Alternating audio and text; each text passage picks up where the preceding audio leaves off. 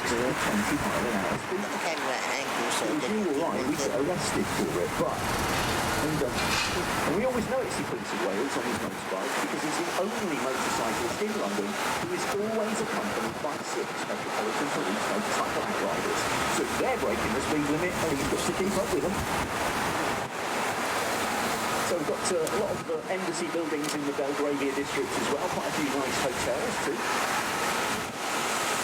The Lanesborough and the Peninsula just coming up ahead of us on the left-hand side. And Peninsula just here is the newest new build hotel in London. It opened in October 2023, and it's a very pricey place to stay. I've been tour guiding here for quite a lot of years, and I'm lucky to get invited with some other tour guides to go to openings of new places. Get an email, come along to the opening. So I went along to the Peninsula opening, and it's a stunning place. Didn't need to stay there, we just served canapes and drinks. But on a tour around the hotel, and the rooms, the mattresses on the beds are about 2 feet thick. They're amazing. So comfy.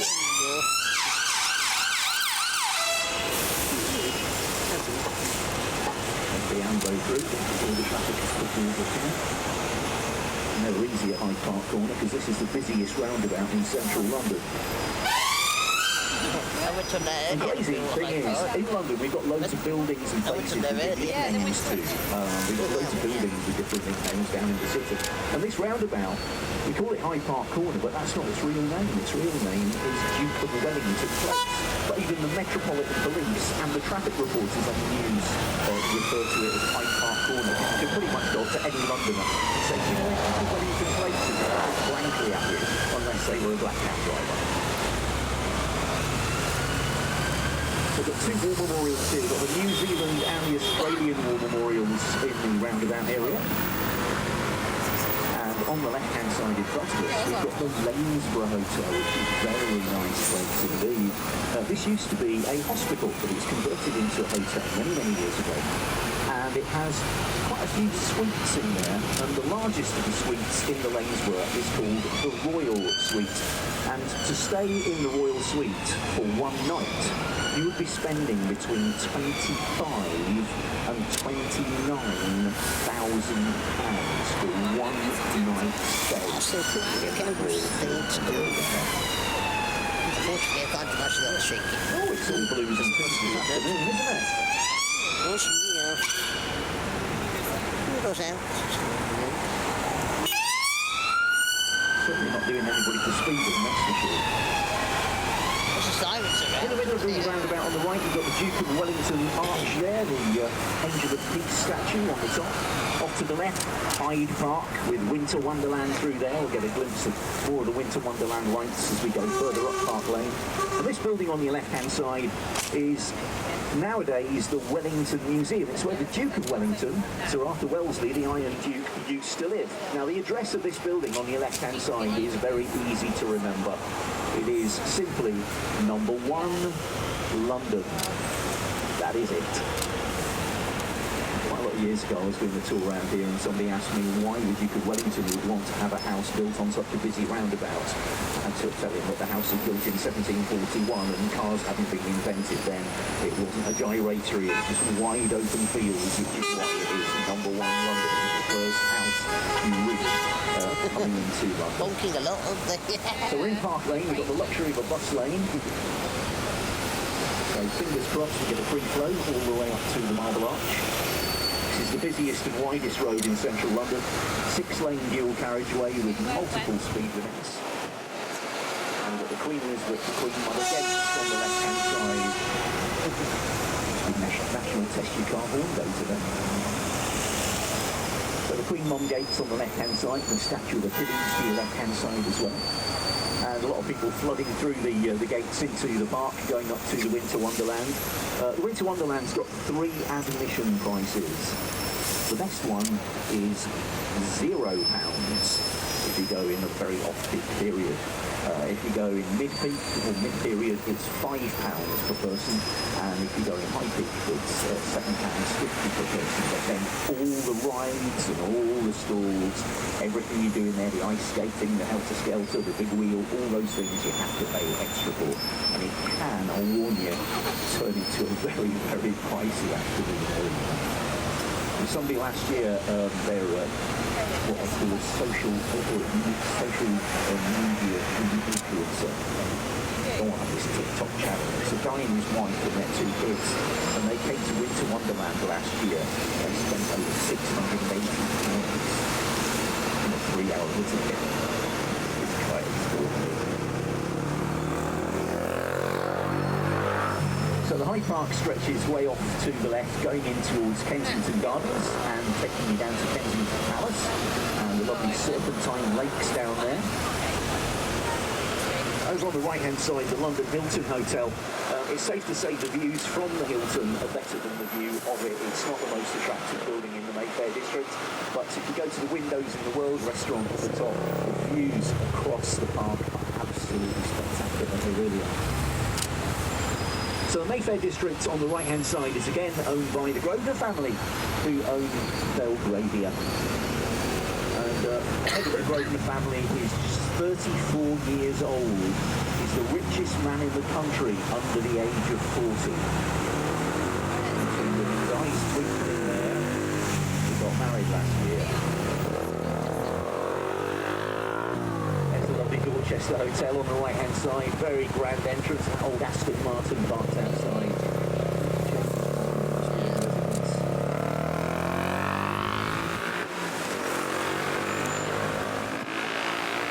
So there are quite a few hotels around the Mayfair district, and as I say, some of them are incredibly expensive. There's a lot of car showrooms in the area. Just over ahead of us on the right, we've got BMW and Mini.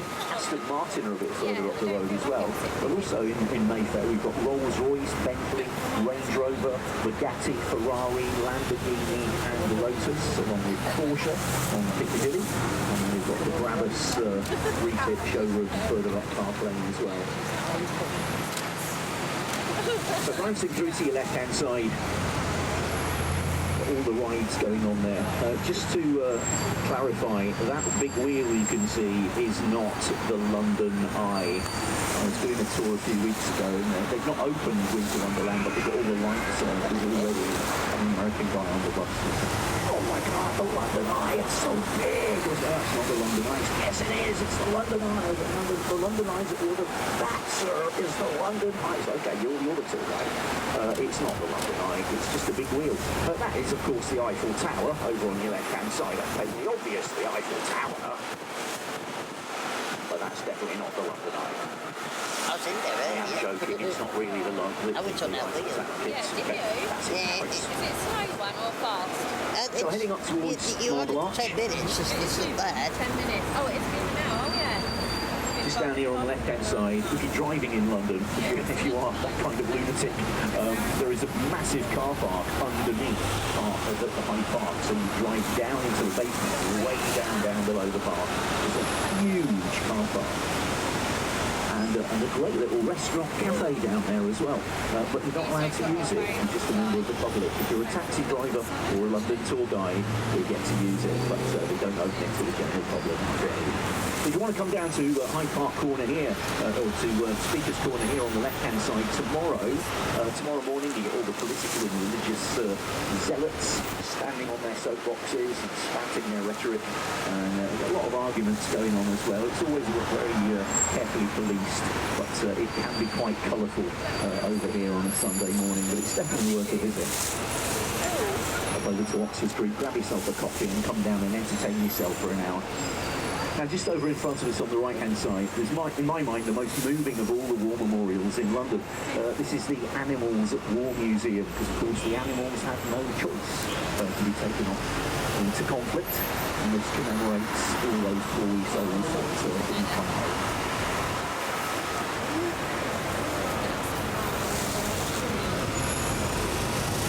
Continues on the right-hand side there. Now, coming up towards Marble Arch, you're going to be on Oxford Street in a few moments' time. The Marble Arch used to be the gateway to Buckingham Palace, believe it or not. It was moved up here in 1851 when the Great Exhibition took place in the Hyde Park. It's considered to be the world's first industrial expo. And the Marble Arch was moved from Buckingham Palace. It was dismantled stone by stone, brought up here on horse-drawn carts, and then reassembled directly ahead of us. The area used to be known as Tyburn, and after that, Arch was placed there. It became known as Marble Arch. There's also a tube station on the Central Line known as Marble Arch as well. We've got crowds at the Marble Arch at this time of year because of the Winter Wonderland, so they do restrict entrance and exit. Sometimes they force passengers to leave at Bond Street. To Winter Wonderland on the tube, be prepared to be told where to get off, not choosing where to get off. Now Oxford Street that we're coming into shortly is the longest shopping street in Europe. It's the busiest shopping street in Europe. It takes more money in 1 year, just in one street, than the city of Birmingham in Britain's Midlands. That's not Wolverhampton, that's Birmingham, as in Loughborough and Leicester. So we've got the first of the Christmas lights coming up ahead of us, which are all sponsorable. The large stars that are hanging below the little lights there, those are the stars which you can sponsor, and your sponsorship money goes to Great Ormond Street Children's Hospital this year. So the street here is almost a mile and a half long. It's got pretty much all the high street stores. British people, we all know Primark on the right-hand side.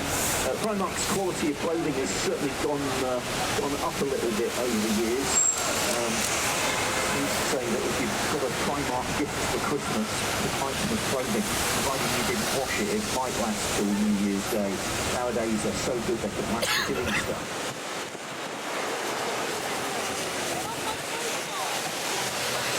Any Christmas shopping yet. We've got loads of opportunities to window shop as we glide along the road here. Now the largest department store in London is Harrods down in Knightsbridge, down in Brompton Road. But the largest in Oxford Street is coming up just ahead of us on the left-hand side. We've got Marks and Spencer's to our left, which is one of the two Marks and Spencer stores on this street. This one's going to be demolished fairly soon. We're going to replace it with a brand new structure. But Marks and Spencer's was established in the city of my birth in 1884, the city of Leeds in West Yorkshire. Now Selfridges up ahead of us is a fabulous shop, both to look at and to visit. And it's great when you go in sale time, January sales in Selfridges, you get some serious bargains. This year it's been decked out like a huge Disney castle. There's a huge castle attachment to the far corner of the building. As we go past it, you'll notice all the window displays, really spectacular window displays at Selfridges. It's a very big store, it's a very busy store. It's founded in 1909 by Harry Gordon Selfridge, an American businessman. It's beautiful design. I mean, if you look above your heads with the pillars there, there's some fantastically detailed stonework and ironwork on there as well. And above the main entrance just coming up on your left, absolutely glorious. The windows are as attractive as what they sell inside. And Harry Selfridge was the man who coined the phrase, the customer is always right. He was also the man who changed the way we shop in Britain, because prior to Selfridge's opening, shops, when they were closed, would turn off the lights and that was it. But he decided that he would leave lights on in the windows with products that they sell in the window displays, and then it would attract people to have a look in as they were walking past. And then they'd go back at a later time. So, great photo of Selfridges once we get past it, because if you look behind you, over your left shoulders, you get a photo of the entire length of the store, and it really is a stunning display. Now, you might never have been into Selfridges in real life, but if you've seen the film Love Actually, you have been in there, because it was in Selfridges where Alan Rickman and Emma Thompson's characters went in Christmas shopping, and Alan Rickman bought the necklace for the slatter in the office. for his wife. So Oxford Street's pretty busy at the moment. It's not very busy, this is just pretty busy. It does get busier, believe it or not. We can see the pavement, so it's definitely not busy. So take a look behind you. That is an absolutely brilliant photo opportunity now. It really is. Absolutely glorious.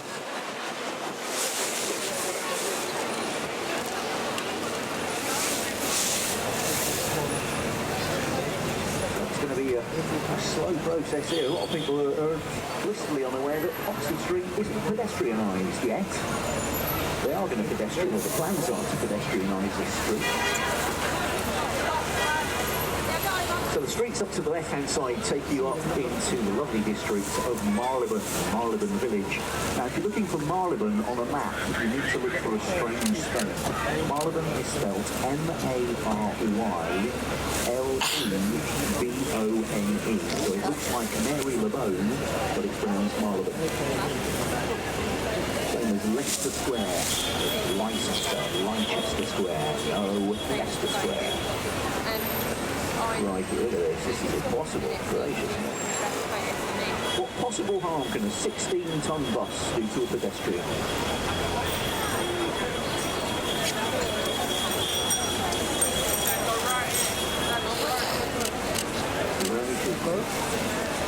Just up to your left-hand side, that's St Christopher's Place. That takes you up into another lovely shopping entrance. Judy Dench's favourite shop is up there. The Bazaar. So Bond Street Tube Station on the right hand side, we're actually driving directly above the Central Line trains. 30 feet below the wheels of this bus is the roof of an underground train driving directly beneath us. Some of these people aren't going to see Christmas if they keep walking in the road, are they? So continuing all the way down here, going to go across Oxford Circus very shortly. Don't park your pedicab on a green traffic light, mate. Has anybody been on one of those pedicabs yet and tried it? Very wise. No was the correct answer. It's a surefire way to scare the living daylights out of yourself. Just on the left-hand side here, we've got John Lewis, very popular British high street department store. British people are so sad, it's so sad. We eagerly await the Christmas advert from John Lewis every year. And this year, they've got the theme whereby the little lad, the boy, buys his dad a vinyl record. It's a record that takes his dad back to his youth and his rock and rolling days. And it's quite a nice little advert actually, but I've got a little bit of nitpicking to do with it because John Lewis don't sell vinyl records. They don't have a record department. They sell devices you can play vinyl records on, but they don't sell them. I don't think it could be done under the training descriptions. I have no idea. Now, coming up to Oxford Circus in a few moments, we've got the fabulous lights with Regent Street down to the right and the left-hand side as we get further along. Now, today we are not able to go down Regent Street because it's been totally closed to all traffic. So all tour buses, not just our company, but all tour company buses have been forced away from Regent Street today. But they are going to see the lights both to the right and left-hand side in a few moments. But whereas some pedestrians think Oxford Street is a pedestrian street, it isn't. Regent Street is just for today. That's Hanover Square down to the right-hand side, taking you down into the heart of Mayfair. As we glide slowly through the junction ahead of us, this is Oxford Circus we're coming to. Both right and left, you've got these spirits of Christmas lights lining Regent Street. Down towards Piccadilly Circus to the right and off towards the BBC to your left-hand side.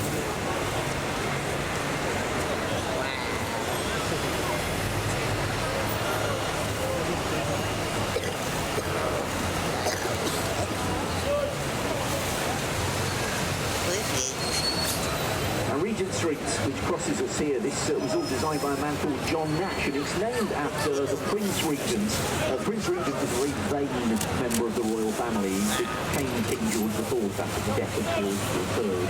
And the Prince Regent was incredibly pompous, incredibly vain, and he wanted parks, canals, roads, streets, all sorts named after him.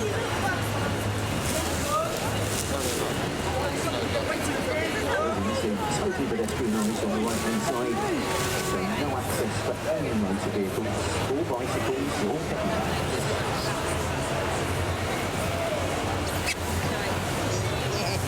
Fun, isn't it?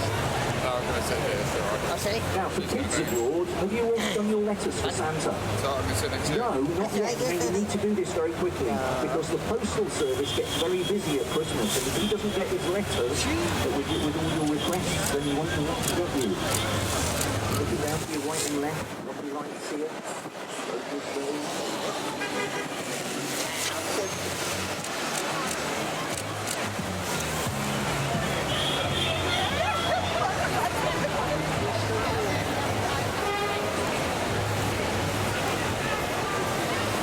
Kids, remember that you don't just send a letter to Santa, you need to tell the grown-ups in your family what you've asked Father Christmas for. Because if your letters don't arrive in time, he's got a big spreadsheet that's about 480 miles long with every little boy and girl's name in the world, and he ticks them off when he gets their letter. And if he's not got the letter, it flags up and he sends a WhatsApp message or a voicemail message to your family, your adults, and then they will have to sort out tell him what you've asked for. Got a question for me? Here's what, sorry? That's funny. They're not on. That's very strange. They usually on.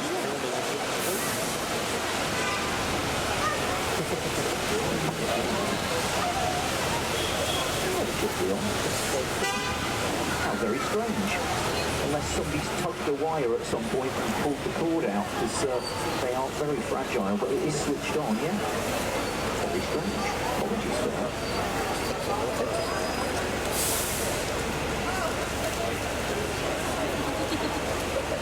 So we're going to be heading all the way down towards Shaftesbury Avenue. We're going to do a little divert round towards Strand and Trafalgar Square.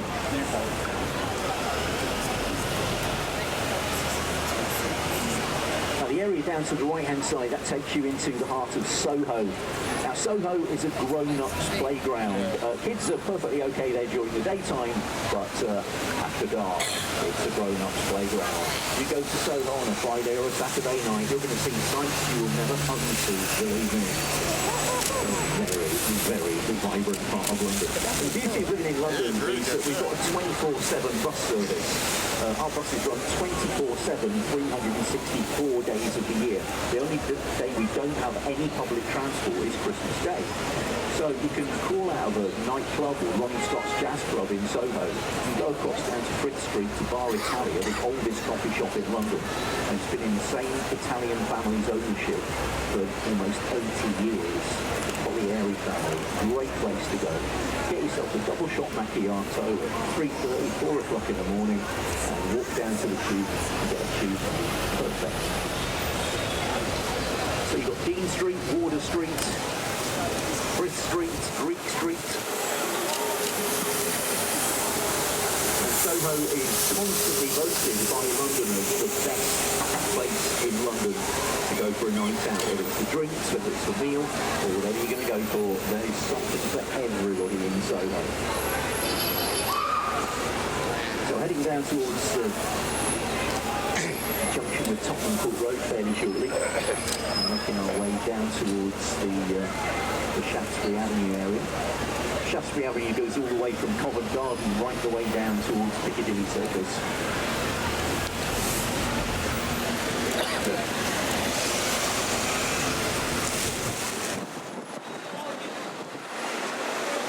Soho is where you find Carnaby Street, where you find Liberties of London. It's also close to where Hamley's toy store is located. A lot of the streets in Soho pedestrianised at weekends, close to through traffic. You can certainly worth a visit. In Covent Garden as well, where we're going to be close to, we can't take a bus through Covent Garden because most of that's pedestrianised as well. But if you do go down into Covent Garden, you're in for a treat there because their Christmas lights and displays are amazing. There's a huge Christmas tree in the piazza, and then loads of shopping, loads of street performers as well, and lots of musical entertainment down in the basement areas in the market, by the way, little cafes and other market stores as well.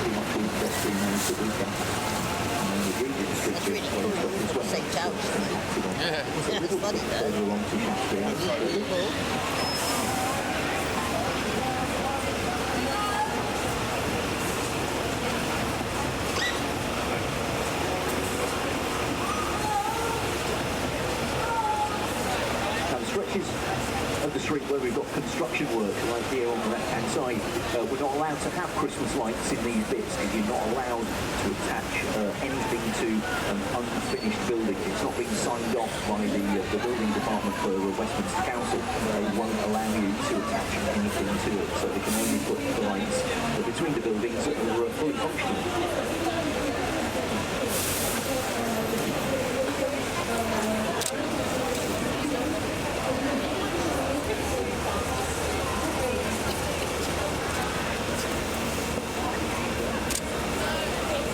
Shops are open till around 7 or 8 o'clock on Saturdays.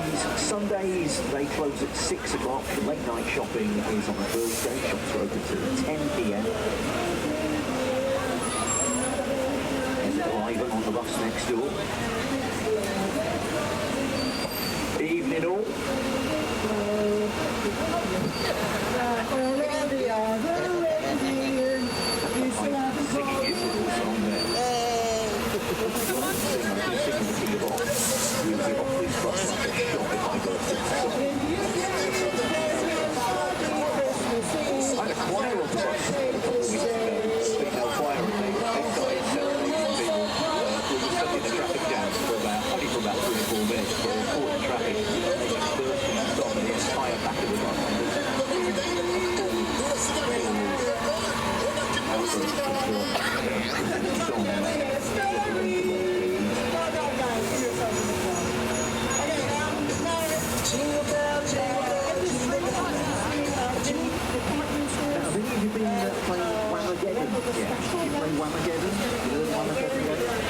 Whamageddon is a game whereby you have to get as far through December without hearing Wham singing Last Christmas. Last year, I was 3 minutes into my first Christmas lights tour on the 1st of December, and we heard it playing from a heavy hat on a little title which was, this year, I'm still good. But then again, I have been out of the country for 2 weeks. I've been over in the States, so I only got back on Tuesday. You just heard it. I didn't, you see. Maybe I've got selective hearing. I don't know. I didn't hear it, so right. Okay. Maybe it was a little maybe it was just sinking into me. I didn't officially hear it, but if I do hear it, I will hear it. Yeah, so where are we now? We're on the 6th of December.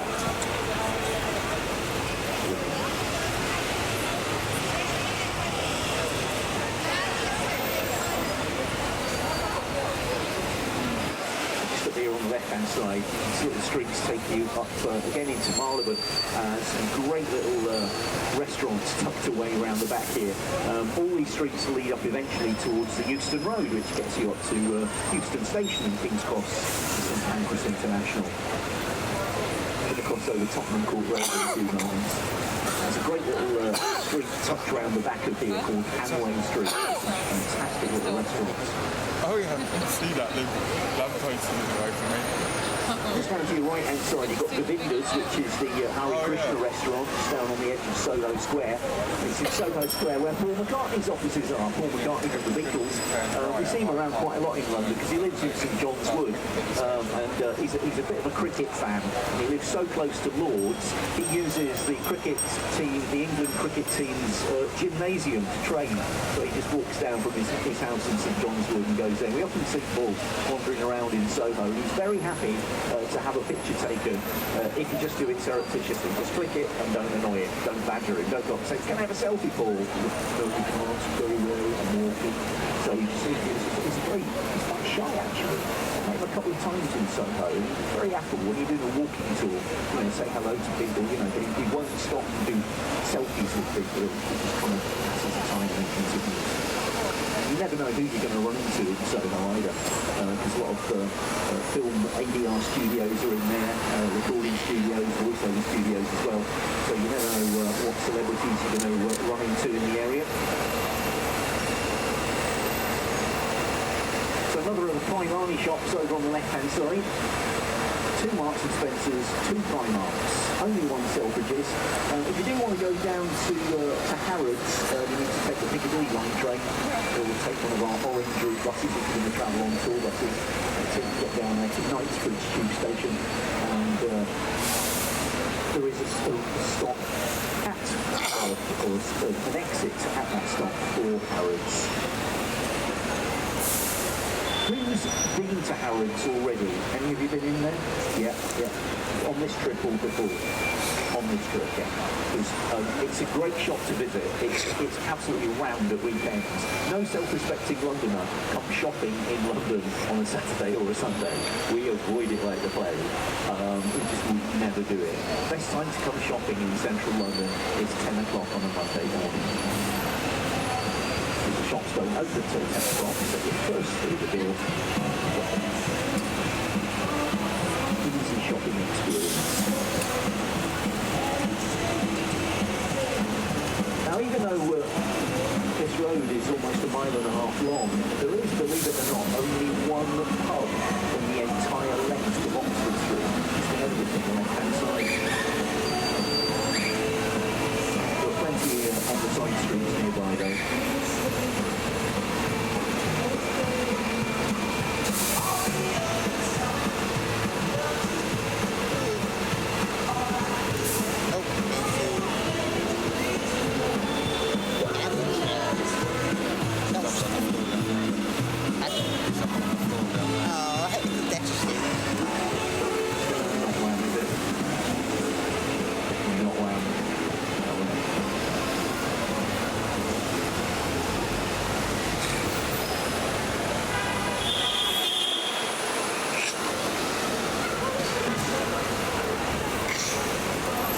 Road underground, and we've got the entrance and exit both here and on the far side of the road. We've got the Centre Point building, which has just been redeveloped. There's a great little area just around the corner in Charing Cross Road called Outernet, and it's an amazing installation with visual displays, all these interactive screens and stuff.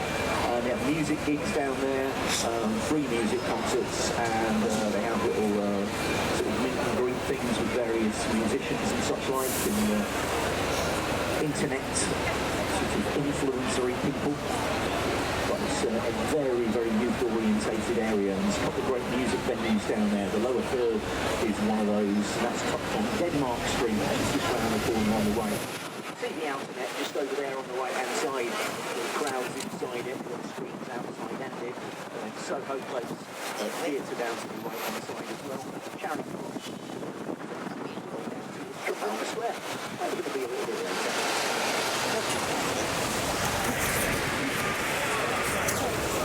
Centre Point area on the right-hand side. The area up to the left-hand side is the district of Holborn, and Holborn is another of those places that's spelt strangely. It's spelled Holborn.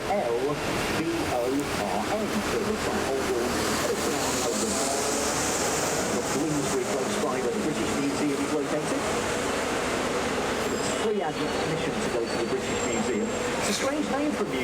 know, because it's full of things that we've actually stolen from other countries during our colonial past. During all the time we were invading many, many countries around the globe, we arrived, you can imagine the British arriving, hello, jolly nice to see you all, we've come to change your culture, change your ways, we might stay a while because your weather's much nicer than ours, and whilst we're here, we're going to rob you of some of your most interesting and easily transportable artifacts.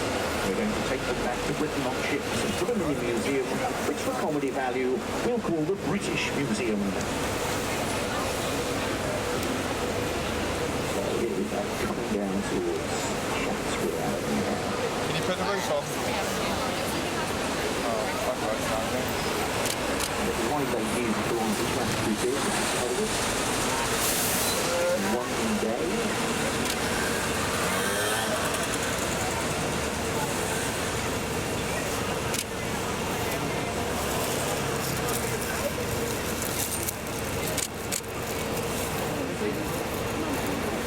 Coming down, even though it wasn't forecast, and it's starting to come down a little bit.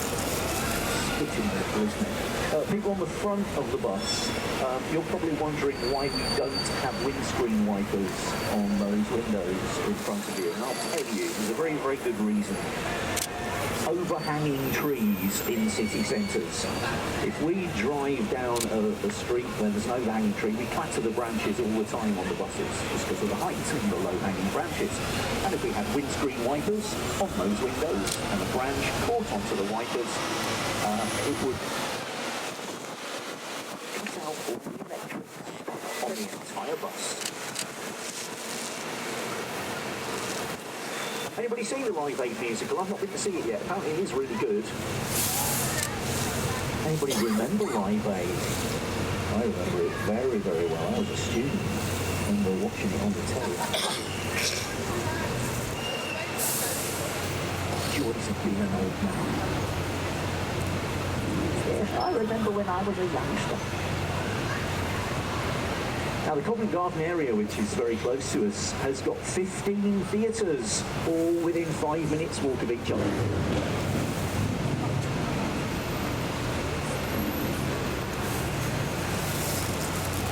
We've got plenty to choose from. There's the new Paddington musical, which has opened up at the Savoy Theatre. It's songs written by Tony Fletcher.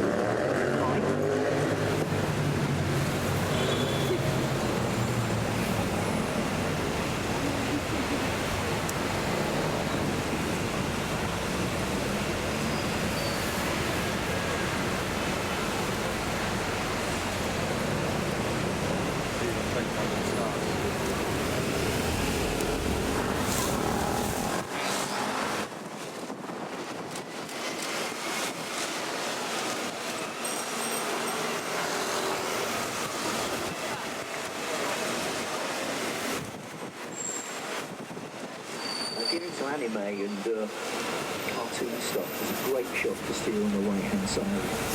Some really good stuff in there for fanatics.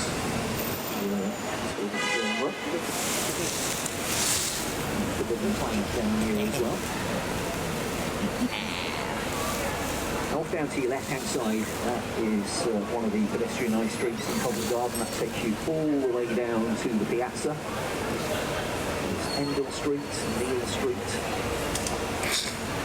Seven Dials very, very close by as well. Monmouth Street, all the little streets leading off down towards the Covent Garden Piazza district. Monmouth Street just ahead of us on the left-hand side. And the restaurants and hotels down there too.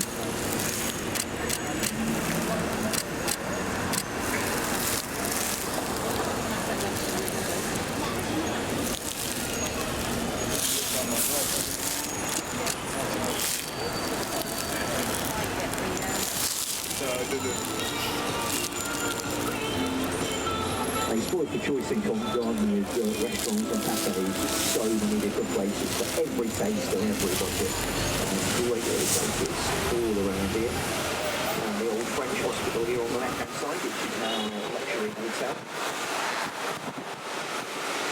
The Phoenix Gardens just tucked away behind these buildings on the right-hand side. It's an Art Deco cinema on the right-hand side. Just go up the side street and that'll take you into Phoenix Gardens, which is like a little oasis of calm in the middle of the West End. Just tucked away in there.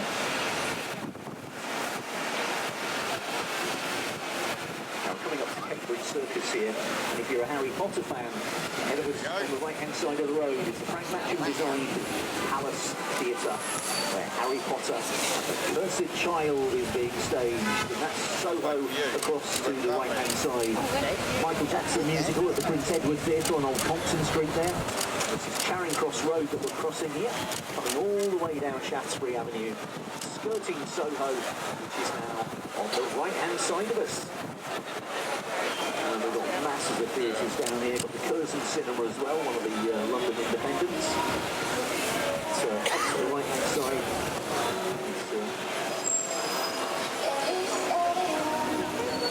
There's a bar up there as well. And we've got Escargot restaurant just up there by Bar Italia. Great restaurant. Somebody else is paying the bill. Down to your left-hand side, this is all Chinatown. All to your left-hand side, very vibrant part of London. Never ask a tour guide what the best restaurant in Chinatown is, because we've all got different opinions. Some people like hot and spicy, some people a little bit milder.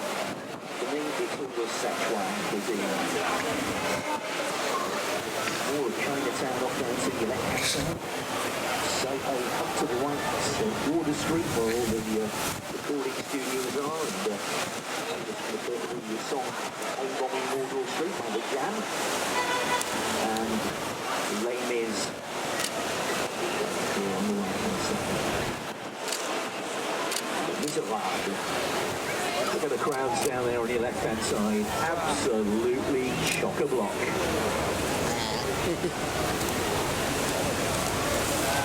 We've got the classic Oliver here on the right-hand side. Delphon Mackintosh Theatres. Hastings Town, incredibly popular as well. And the Christmas Carol that goes wrong on the right as well. So there's spoiled for choice for entertainment all around here. All the little streets to the right taking you into this darkest Soho. Heading down towards Piccadilly Circus just ahead of us.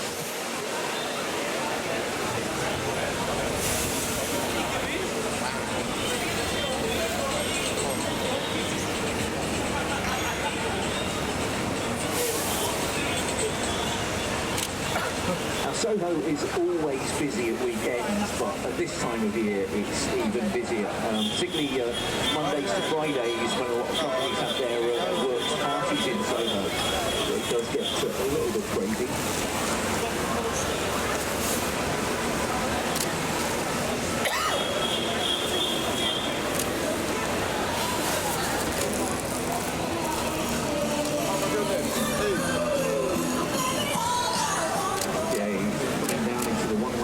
Now going to head down the Haymarket in a few moments towards Trafalgar Square, and as we come past the scaffolding on the right hand side, take a glance to the right and you'll see the statue of Antiros in Piccadilly Circus, probably the most misnamed statue in London, because everybody calls it Eros and it's not, it's Eros' brother, Antiros. They've even misnamed the exit of Piccadilly Circus Underground station, because it says, there's a little arrow and it says exit for Haymarket and Eros. So we used to call it Eros in the tube station. It was officially Antiros. Ahead of us we've got the four horses on the corner, the four statues of the horses, and then above them, that some of you, not all of you will see, but there are three naked golden nymphs backflipping off the roof of the building. Some of you at the back of the bus can probably already see them on the corner of the domed roof building. A little bit tricky if you're under the roof of the bus, because you miss one or two things.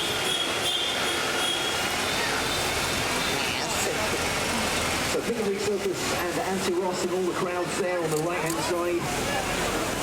Would you want to be standing in that crowd? Leicester Square down to the left-hand side. Look how chock-a-blocker it is. It's unbelievable. Absolute pedestrian mayhem.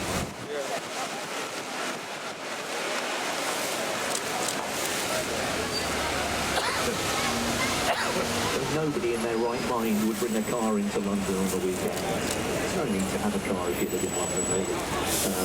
Obviously, some people need it for work and accessibility issues, but so the public transport is so very good in London. It's no need to drive if you don't have to. two theatres down here just ahead of us. We've got His Majesty's Theatre ahead of us on the right, showing Phantom of the Opera. It's been on there since 1986. And a brilliant production from the National Theatre on your left-hand side. That is Othello, starring David Harewood and Toby Jones. David Harewood playing Othello, Toby Jones playing Iago. But there's Phantom on the right. We're going to turn left in a moment and head down into Trafalgar Square. We're going to see the Norwegian Christmas tree, which was illuminated just a couple of days ago, the 4th of December. So coming round by Oceanic House, passing the statue on the right of King George III. Oceanic House on the right-hand side, former headquarters of the White Star Shipping Line. And the Canadian High Commission on the right-hand side here, La Maison du Canada. And on the left-hand side, the National Gallery, one of the finest art galleries in the world, and it is free to enter. We're blessed in London, we've got 42 free-to-enter museums and galleries.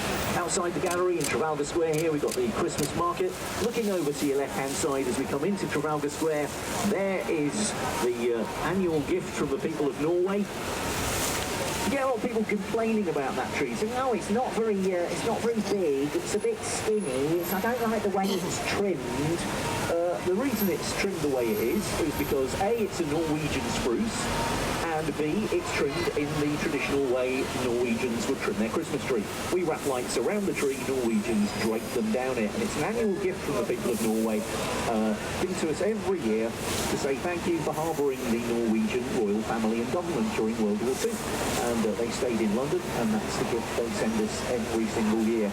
Now, dominating Trafalgar Square, we've got Nelson's Column up there on your left-hand side.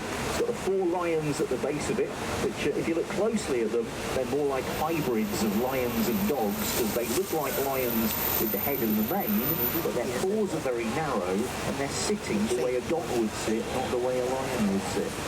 And that's because the designer, Edward Landseer, couldn't get a good sketch of a lion's body and paws. So he got a good sketch of the head and the mane,